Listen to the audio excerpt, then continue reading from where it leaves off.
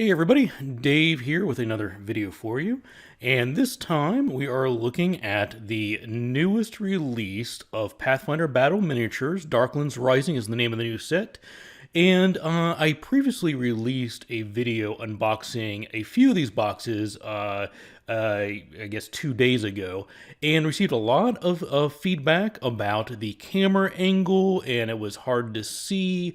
And so I decided to take another shot at this, moved the camera around, lowered it. Hopefully we're going to get better results this time. So thank you to everybody who commented that they were having difficulty viewing that video. I appreciate all the feedback. This is, how we learn and we get better. Here you'll see a screenshot I took after I opened the first brick of miniature, so you can see what was gained out of that batch. These are all provided in booster boxes. Each booster has 4 miniatures in it. There are 8 miniatures to a brick, so what we're looking at here is considered a brick, and there's 4 bricks per case, so that makes 32 total booster boxes per case. Now, all of the contents of these boxes are randomized, so there's no guarantee that I'm going to get anything, which I know a lot of people out there are not huge fans of, and if I'm to be honest, I'd say I'd much rather them not be randomized and just let me buy what I want to buy, but I don't know if that business model would be entirely feasible for Paizo or WizKids. WizKids is the partner that actually creates the minis. And if you're familiar with the Dungeons & Dragons miniatures, they're the same company. So the same company provides miniatures for both of the major fantasy RPG games out there. So, so there should be 4 miniatures in each of these boxes. And the old sets always said that each box would have one size large or larger miniature per box, or one piece of furniture or scenery. I've opened 1 brick of these so far on the first attempt at this video, and I was very pleasantly surprised by 2 things. First, I didn't find any furniture or scenery. I wasn't a big fan of that. I'd much rather have another large-sized monster to throw at my players. But I also encountered a few boxes that had more than one size large miniature in it, and quite a lot that had size huge. In fact, I think I got 3 size huge miniatures out of that first brick of 8 boxes. I'd say there's a 3 out of 8, not quite 50%, still pretty impressive odds there. I also want to say that typically when they release these miniature sets, they coordinate the miniatures to match whatever adventure paths are being released at the same time. There might be spoilers here. If you're playing one of the adventures or adventure paths releasing in 2021, you might see a miniature for a monster or NPC that you are going to encounter through the course of the game. So let's go ahead and just open this first box up and see what we get.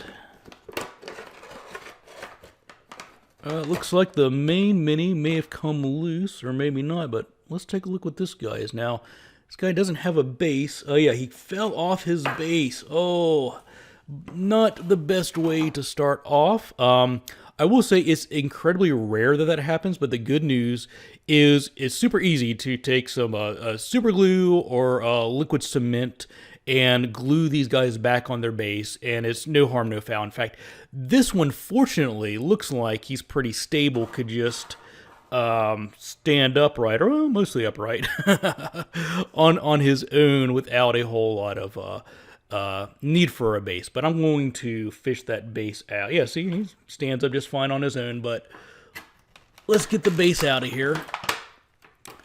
So here's the base. And if you saw my first video, you know I was kind of lamenting the fact that every other set I've ever had were black bases with solid white text on the bottom to tell you what the creature is. Now they're using transparent bases, which I guess is great because if you put it on a map, you can see the grid lines underneath, you can see the scenery underneath. But good luck reading what this monster is. Is something abomination, drow abomination, something flesh warp abomination maybe. But it just makes it significantly harder for me to read what the actual creature is. But yeah, I mean, no problem. I'll just get some super glue that guy back on, will be good. So let me put him to the side here and see what my other three figures are in this set. They always put them in these little bubble wrap containers, which is nice and handy. This guy's got a little claw hanging on the bubble wrap. All right, wow. Yeah. So this is another one of those moments where I wish I could actually read the text on the bottom to know what exactly this is. It's standing on, I don't know. I mean, it's like not skulls or anything. It looks like it's standing on a bunch of fish eggs or something. Like that. But yeah, some manner of shrieking monster. And I'm guessing it probably is a monster that you might encounter in one of the more recent adventure paths. Let's see what else we got here. Okay, so this is another large size miniature. So again, they used to have a policy of only one size large or bigger. Now, this is not the tallest miniature ever, but the size of the base would be a 2x2 square area, so this is a large creature. In our first box, we got 2 large creatures, which is handy. So this is a large size snake, flared head cobra. As often as snakes and spiders probably are the most common creature that I find in a lot of adventures. So it's always handy to have another snake, especially the size of a large snake, especially to a low-level party. That would be absolutely terrifying. And we got one more in this box. Let me get this stuff out of the way. All right. So one more. Oh, wow. This looks like maybe like a Tiefling Monk, maybe. It's got horns, and I don't know if my camera really wants to autofocus on her, which, come on, behave. Because this is actually a very nice looking miniature. There we go. Yeah, see, this is one of those cases where I occasionally have players who want to play something that's not a human holding a sword, and it is definitely not uncommon that I might have a player who's wants to play a female Tiefling Monk, and good luck finding a miniature of a female Tiefling Monk, and that's why Pathfinder Battles is here to put in these less common figures. Now, the first video I put out, somebody did comment that they preferred the more common pieces, which I get, especially if you're just starting out purchasing these. When you first start out, you want to have all your regular bases covered. You want to have your dwarf with a hammer, and you want to have your human with a sword, and your elf with a bow, and all that. But I think they're really kind of catering to those of us who have been buying these miniatures for a while now, and we have 100 humans with swords and so forth. So yeah, I appreciate that that they're giving us more uncommon varieties. But I do get people, especially when they're new starting out, that maybe they would want something a little more standard. And I would mention that first box none of those were duplicates from before. And this one is also not a duplicate from before. It's very similar to one. In fact, I can probably grab the one that I opened in the last brick.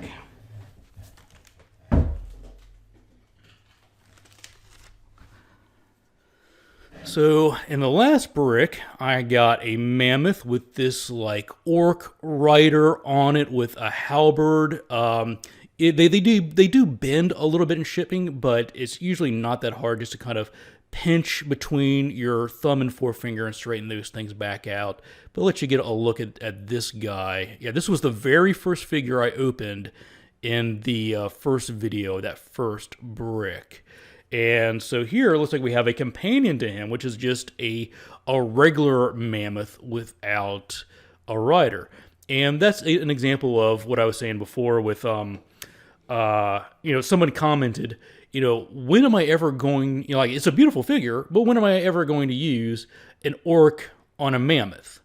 And there's two schools of thought. And like, hey, if his campaign's taking place in a desert, he probably is not going to have an orc riding a mammoth.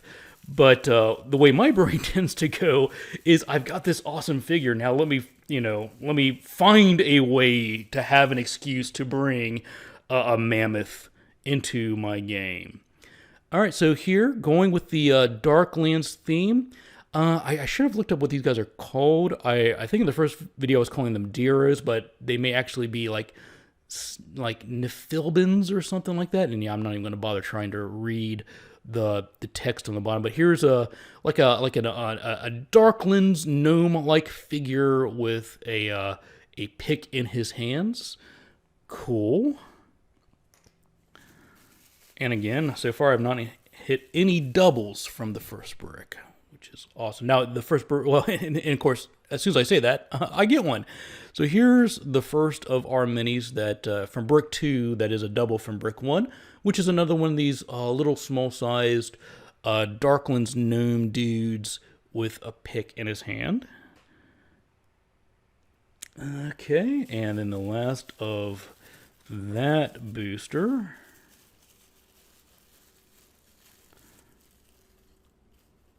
Yeah, and another double from the first brick. Looks like a drow woman with a crossbow holding her hand out.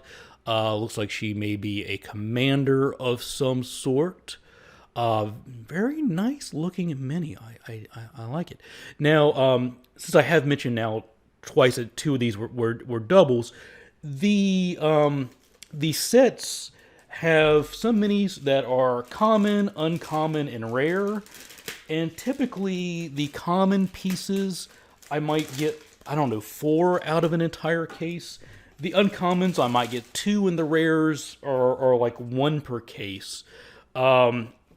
Which, don't take me saying that it is a duplicate to mean it's bad. Because I guarantee you, if I have a fight with these guys, I don't want 1 of them on the board. I'm going to want, 3 of them on the board. I'm going to want a larger number to face my players. So those common ones, I think, are very intentionally designed to be things that you would have multiple of on the battlefield to face your opponent. Because I'm like, what players want to fight 1 common zombie? No, they want to have a horde. So, of course, we want duplicates of those. All right, so lots of small-sized figures so far. We got another small. Oh, wow. I don't know, is that a little girl with a teddy bear? Or a little bunny? Maybe this is an NPC, although knowing Pathfinder is probably like some sort of gremlin fae disguised as a child. But anytime I get a miniature that is of a humanoid race that is not carrying a weapon, I get excited because I need more NPCs. Like I need a figure to be the barkeep, but I don't want the barkeep to be standing there holding a great axe. So like figures for civilians are always appreciated. Yeah, and then we saw this guy in the first set. Maybe we'll get a better look at him now if my camera wants to focus. Good. So it looks like a Drow Rogue holding 2 daggers, dual wielding there. Nice figure. Come on, camera, behave. There we go. So yeah, another nice figure. Drow Rogue is what I'm guessing this is. Oh no, Hollowborn Rogue. I can actually read the base of this one. Hollowborn Rogue. I need to do some research because I do not know what Hollowborn means. That's not something I've encountered before. And here's another figure that we saw from the first batch. Some sort of I'm going to say undead mage holding up a sphere of magical energy as it's casting. I like these. I always like these little like semi-translucent colored bits for the spellcasters. I always think that's a nice touch. Lay that one down, and here is our size huge figure for this one. And this is, if you did see the first video, you saw this guy before. I don't know if it's an int or a train. Oh, a boreal regent. That's right, an arboreal regent, walking, hulking, huge-sized 3x3 square area, a tree person. So I now have 2 of those. And moving on to our 4th box. Oh, and I heard some jingling around in that one. That's not always a great sign, but we'll see what we got here. This is box number 4, so this would be the halfway point of this brick. I'm going to have to be a little careful when I pull this one out. It sounds like maybe the main piece came loose. I don't know. Let's see what we got here. Yeah, so, man, I tell you what, this is this is the second time in this brick that this has happened, and I had no breaks in the first one. But again, so this little beetle scarab guy came loose, but there's a little peg and a little hole, and just a tiny bit of super glue is going to seal that guy right back up. But yeah, so we had one of these in the first brick as well, so I now have 2 large-sized beetles. I got my hopes out that I'll find some more fan dancers. In the first brick, I had 2 Tengu fan dancers, and I figured if I could get 2 more, maybe they would be like a dance troupe, an NPC Tengu fan dancing dance troupe. So I'm hoping maybe I can get a couple more of those out of the remaining boxes. Yeah, and this is we saw this guy in the first brick as well. I don't know what he is because I can't really read this transparent base, but I was saying it reminded me of the Sin Spawns that those of you who have played Rise of the Rune Lords might recall, some sort of aberration creature. Maybe a little bit of a golem vibe, little guy running around on all 4s there. Yeah, we saw this one in the first brick as well. Some manner of hybrid monster, not a manticore, kind of has these vibes though. Like the main body is birds on the back, half horse on the front, half with hooves, a wolf's head with antlers and giant wings. So I now have 2 of these guys to throw at my players. And one more, again, another box with 2 large minis in it. Which, again, in the past, they always limited you to only 1.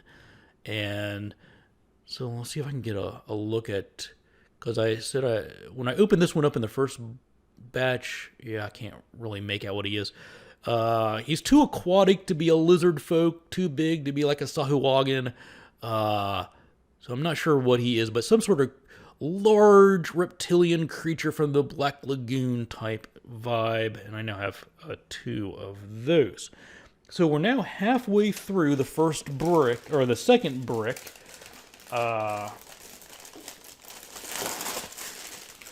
And let's see what we've got here on our 5th booster box of brick number 2.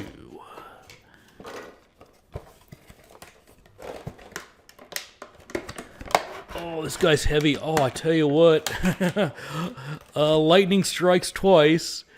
This was my favorite mini out of Brick 1. And I'm glad we get to look at it again. And I had predicted that due to the size and awesomeness of this figure, that it was probably a one per case sort of deal, a super rare one. But I now have 2 of them. So if my players are watching, you now are probably going to be facing 2 Adamantine Golems. This is, I wish you could see or feel the weight of this thing. This is probably the heaviest plastic mini I've ever opened.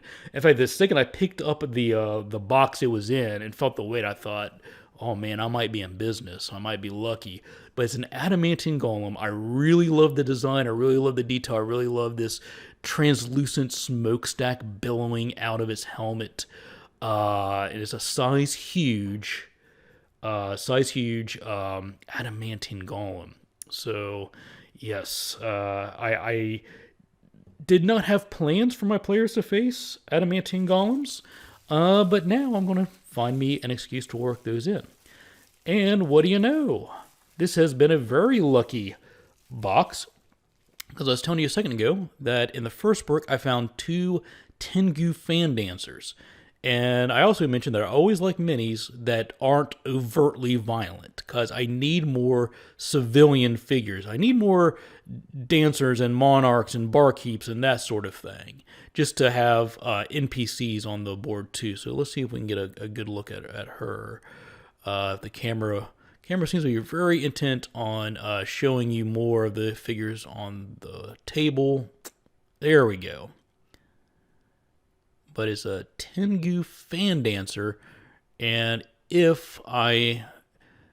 this makes my 3rd one of these. I hope I get a 4th, because I kind of had visions of some sort of palace where there's a dais and the monarch on the throne is being entertained by 4 Tengu fan dancers when the players enter the chamber.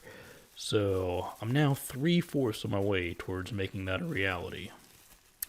All right, now here's a new one. We haven't seen this guy before. He's cute. He reminds me of Mojo from the X-Men.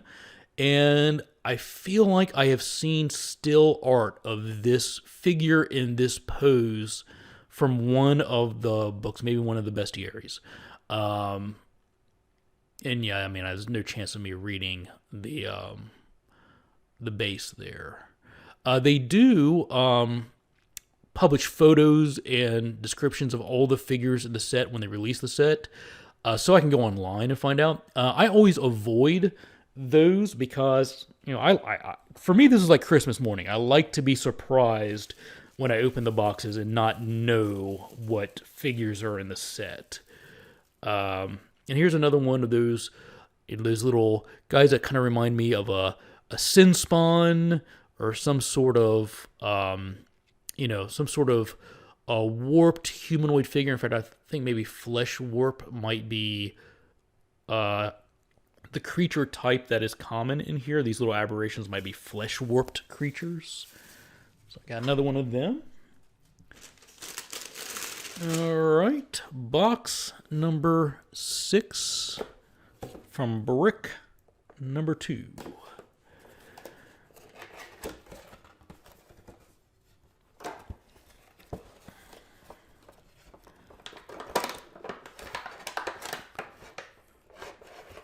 All right, so some more hits from the first brick. And again, 2 large-size figures. I already recognized those.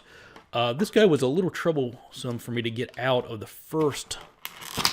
Oh, there he goes. Popping out a little easier this time. Good. So, some manner of winged, demonic, bat out of hell sort of figure. Yeah, again, there we go. Thank you, focus. Kind of a gnarly looking guy. Gaveling, I think maybe is what the base is saying. But again, these transparent bases are so hard for me to to read. And I got another giant frog thing. Look at that grin. Check him out. I really like the texture on this guy. He's got all these little bumps all over him. And really, for a, mass-produced paint job, like, that seems to be real clean lines and details on this guy. And much like I said with the giant snake, giant frogs seem to be a staple of these games, so it's always good to have another large size toad. Oh, okay, and here's, we saw this one in the first box. Looks kind of like a gnome soldier, and in the first box we saw two varieties of her. One had white hair like this, and the other one had purple hair.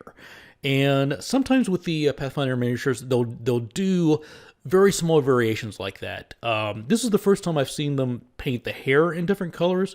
In previous sets, they had like a fire giant, like I think like one fire giant was holding a sword, and then they had the exact same fire giant mini, but it was holding a spear. So, I appreciate that because they're cool minis, and just that little bit of variation helps them stand out on the table so players can easily say which of the minis they're wanting to attack or interact with. So yeah, some sort of gnomish. This might be another one of those Underdark gnomes that the names I keep butchering. But she's holding a spear, and she's got a little moon-shaped shield on her arm. And yeah, so that makes the third of those I have out of the boxes I've opened so far.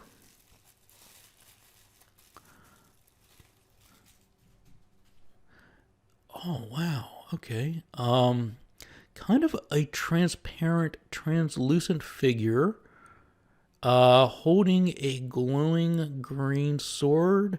So I don't know if this is like an undead specter or something. Again, I've got a feeling that if I actually read the most recent adventure paths, I'll find exactly who or what this guy is. But yeah, some sort of a specter holding a sword. And what's interesting is he's got this translucent, transparent body. It's not solid flesh or opaque like the others. So that's probably the first time I've seen someone an entire figure's body made out of this kind of that kind of material. I've seen like oozes made out of that transparent, translucent material, but not a humanoid figure.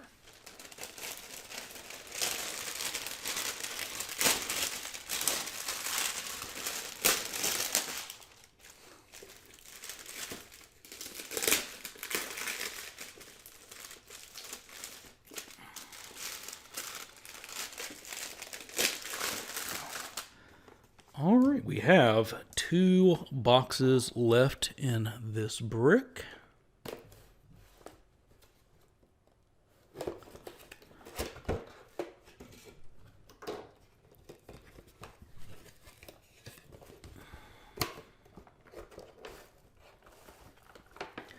This is another really heavy box.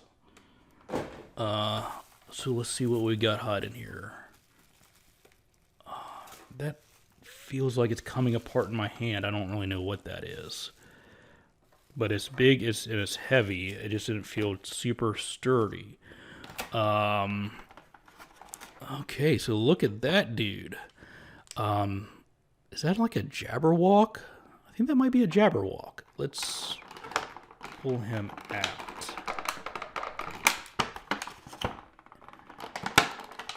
And that shipping container is really holding on tight to him. Let's see. And I know that's not, these shipping containers are not the best for the environment, but they do protect these guys in shipment. Yeah, so this is a big, heavy one. It is a large, I think is this large or huge? This might be a huge size base. But yeah, I'm calling him a Jabber. Well, let's see if we can read. Yeah, Jabberwock. This is a Jabberwock. It is miniature number 49 out of 50. There are 50 minis in the set. This is number 49. And now I know what we're missing here. Look at these grooves. So this must be what's here. Now this is a first for me. I don't think I've ever seen one of these ship in pieces like this. But wow. I guess it's the only way you're going to fit a huge winged Jabberwock. Okay, well this is exciting. Let's see what we got going on here. I guess these just fit right in there. I don't know if I'm going to have to use glue or not. It feels like it's just slipping in there pretty snug. Me being paranoid, I might come back later and glue those in anyway.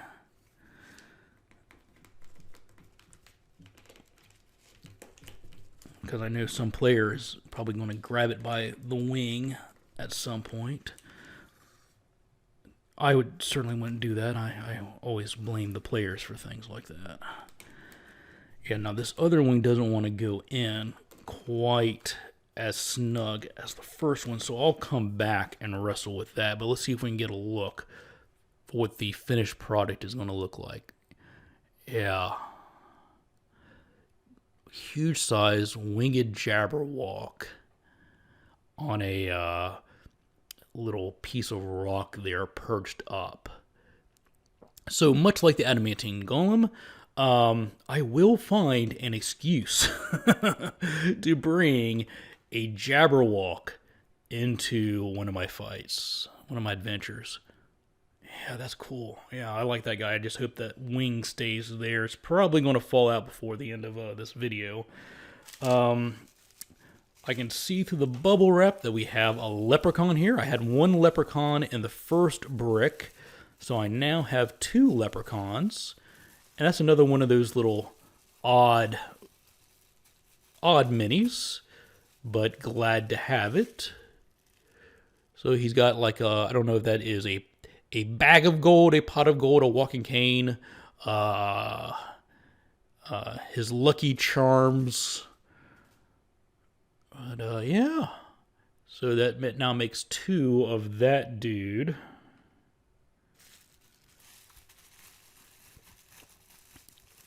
And looking through the bubble wrap, this does not look familiar, so I think this is another new mini for this set.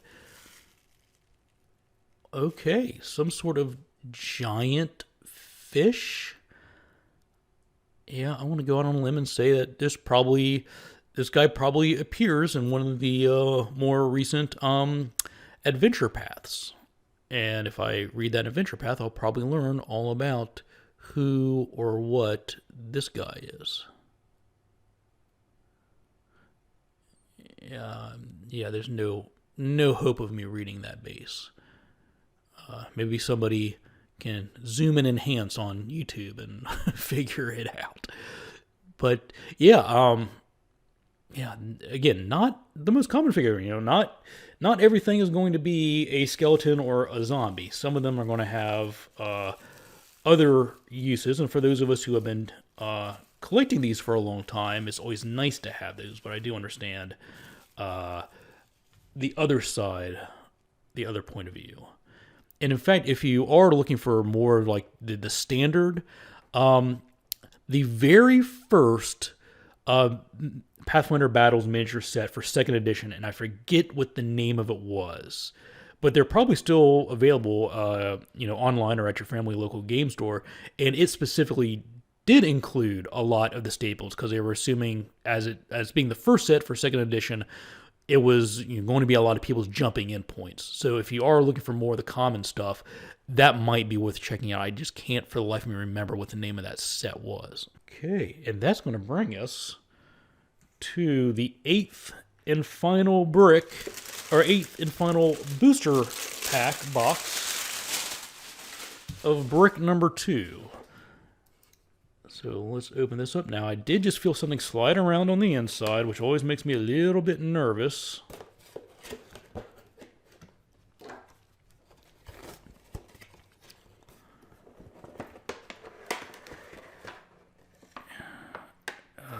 Yeah, so it came loose, but it looks unharmed.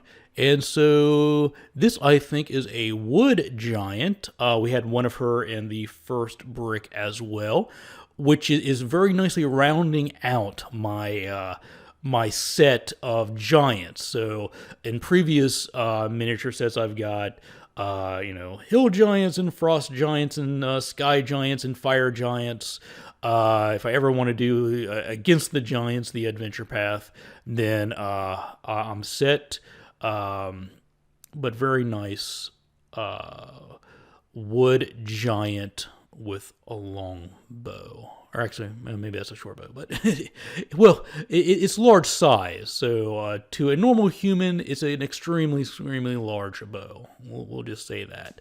So cool. Got 2 of her now. And look at this. Wishes do come true. I now have my 4th Tengu fan dancer. So my original plan of having a fan dancing troupe is coming real. You saw her earlier in the set. I always like getting these Tengu because I have a player who likes to play Tengu and wants to play a Tengu cleric with a warhammer. Well, good luck finding a miniature of a Tengu with a warhammer. And here's another of the Drow soldiers, the Drow Rogue. And again, I'm using the word Drow. I'm not sure that that's exactly what he is, but I love the design. I love that the costume. I like the hair in a top knot. Got kind of an Asian vibe to it. Dual wielding those daggers. Yeah, he's pretty cool. And I think that makes the 3rd of those I have. And here's another large. I don't know what this creature is called. We had one of these in Brick 1. I feel like I have seen this guy before. Oh, and he's tilted on his side here, but there are some simple tricks you can use to straighten these things up. The plastic is fairly malleable, and you can move and reset. But yeah, so he's kind of a cool design, a hybrid animal, hyena, badger type thing. And that, my friends, is the last of the booster packs in Brick 2. Let me know in the comments what you think of the new camera angle. I know the autofocus wasn't always cooperating, but it was experienced better than the first one. If not, let me know. This is how we learn. This is how we improve, and I do appreciate everybody who, on the first video, did let me know that they were having difficulty seeing things. And as always, I want to thank everybody who supports me, whether it's through Patreon or through clicking the like button, subscribing, leaving those comments, sharing these videos with your friends. I appreciate it. And with that, thanks for watching, take care, and happy gaming.